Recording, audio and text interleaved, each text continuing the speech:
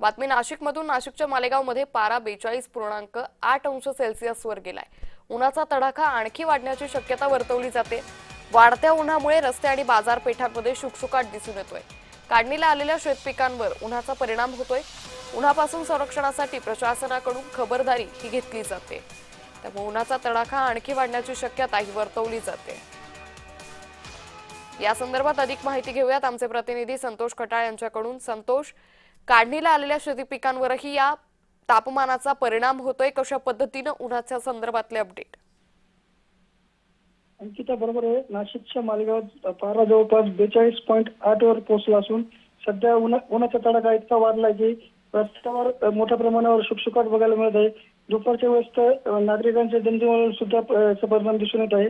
वाढत्या उन्हामुळे रस्ते आणि बाजारपेठेमध्ये शुकशुकाट हा बघायला मिळत आहे। परिणामी 12 ते 4च्या दरम्यान लोकांना कामाशिवाय घराबाहेर जाऊ नये असे आदेश देखील महानगरपालिकेकडून देण्यात आलेले आहे।